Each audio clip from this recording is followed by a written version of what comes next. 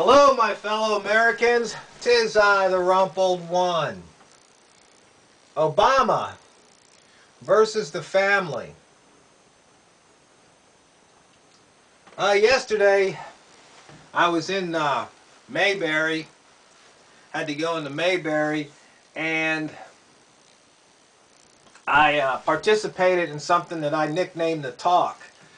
Kind of like that TV show, The Talk, where there's some people in town that get together every Friday afternoon right around 4 o'clock and spend a couple hours and sit around, and they drink wine and, you know, have a little afternoon type snack, foo-foo food. I just hang there. I might have a cup of hot chocolate or tea just to be sociable. And the topics vary. But usually we don't discuss politics. It's kind of an unwritten rule because then things can get heated. But yesterday was just a little different. We were talking about some different things, and I started talking about a book I had read, Wrapped. And then I was also talking about another book written by the same author that I'm in the process of reading. And we're talking about how, and this book talks about how places affect you. And just how things are different. You know, things are different for people living in the country than people living in big cities. You know, people living near the ocean versus people living in the hills and the mountains. And then that led to other discussions, and I guess the point is that I was watching a video by Robert Greene on his new book called Mastery, which looks like I'm going to have to order and then read it.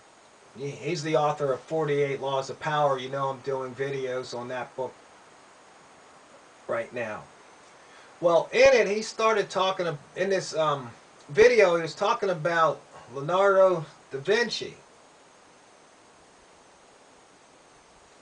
And he said something about how Leonardo wasn't that, I guess, great of a student. He was kind of different because he was a bastard child. You know, the literal definition of bastard.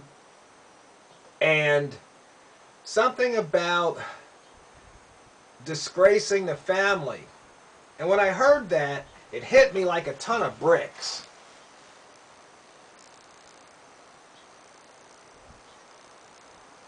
And this is key.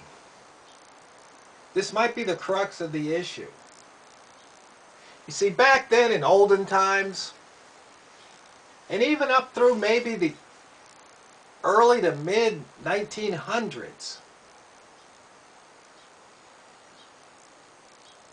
you did not want to bring disgrace to the family name. You didn't want to disgrace the family. And when I was reading that book and then listening to the video, and it triggered family. So I Googled the word family.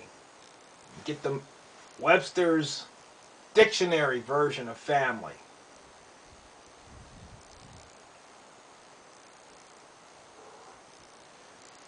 And then I suddenly realized that Obama and the government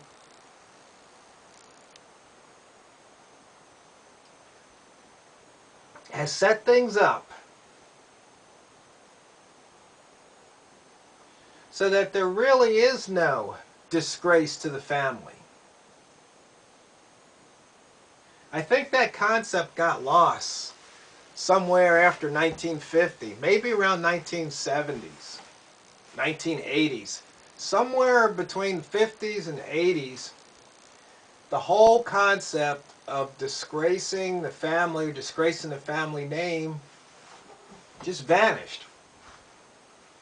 And when I said that to these people sitting around the table, most of them were probably 50 or older, I said, I know I might sound crazy or you know,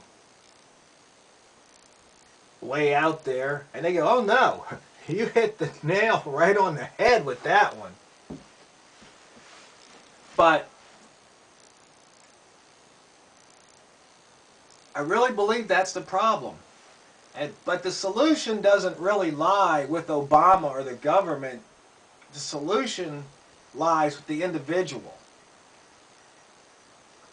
Now, Obama could do a lot to promote family, as opposed to doing things that tear it down. Such as, if he got on his pulpit, spoke to the American people, say, "This is America, and right now our country is a disgrace.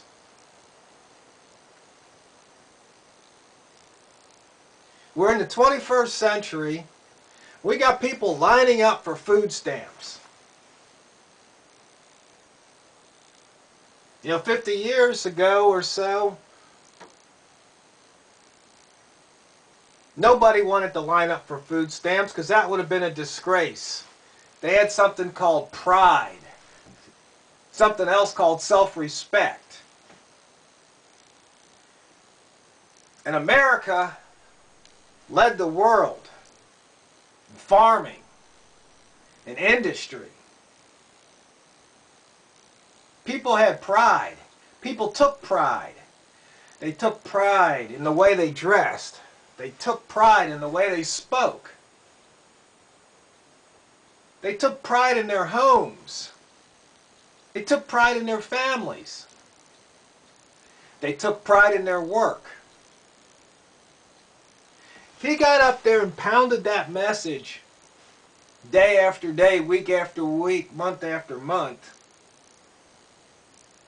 and said that America, the country, no longer can afford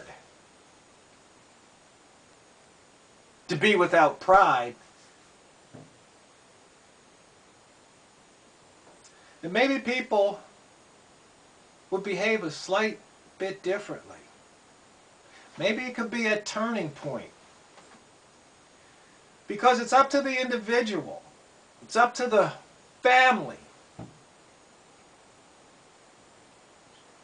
Because it's the family, it's the individual that either cleans up their property or lets it be trashy. It's up to the individual and the family that when they go out in public, they either dress their best or they look like slobs. I'm one to talk, right? But I have my going to town clothes.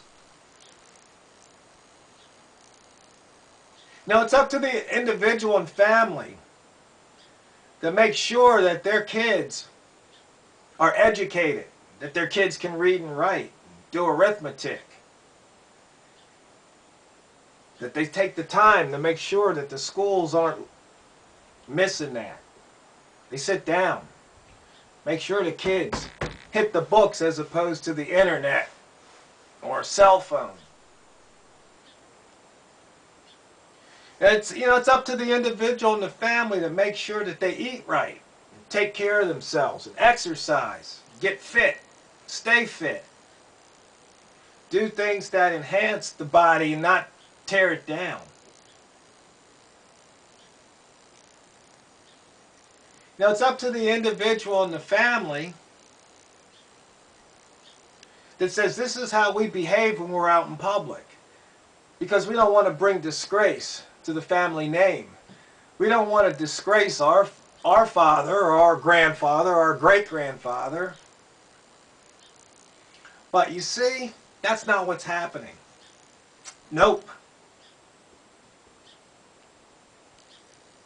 No, Obama's out there talking about rights, talking about taking things away from one people to give to somebody else. And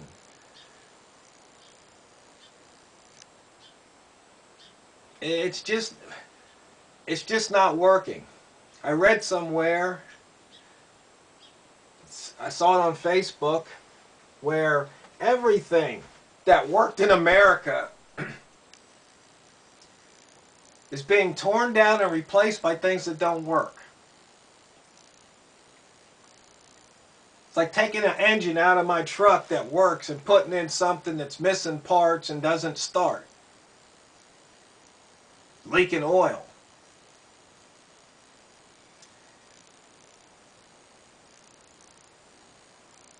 But the answer doesn't lie with Obama. Doesn't lie with Congress or Washington, D.C. It lies with the individual. It lies with our families. But that whole concept of family is gone. I mean, it's all about babies, mamas, daddies, and baby daddies, mamas, or however you say that nonsense. Once again, people don't even take pride in how they speak. They abuse the King's English. And they think it's cool to do that. I know I sound old-fashioned. I even have to laugh at myself when I sometimes watch these videos, and it's just like, who is that person? God, you sound like your father. But I guess that's what happens when you go around the sun 50 plus times. You realize that maybe what your parents told you, it'd been nicer if you'd listened, 10, 20, 30, 40 years ago. But I guess that's just the way things are. How people are. Takes a while sometimes. But my fellow Americans, it's up to you, because we know those tyrants in Washington, D.C. that somehow we the people keep electing aren't going to fix the family. That's our job. We're the ones that have to fix the family. And I think if we fix the family, we fix the country. I could be wrong.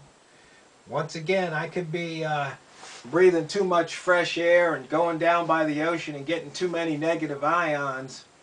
But I've already been told that I'm hitting the nail right on the head with this one. But somebody said, oh, why doesn't that video go viral? I go, I guess it's just not entertaining. I mean, I guess I should probably put on my Sunday best and stand up at the, like a reverend or something, a preacher. But that's not my style. And I'm not trying to preach to you. I'm just trying to share what I think might be the real solution to the real problem here in the United States of America in the year 2013. It's family. And I know President Obama doesn't watch these videos, but if for some strange reason you tuned in to me, the Rumpled One, President Obama, you need to change your message to the country. You got a State of the Union coming up. And I think maybe you should talk about the state of the family. Wake up, America. Smell the tyranny.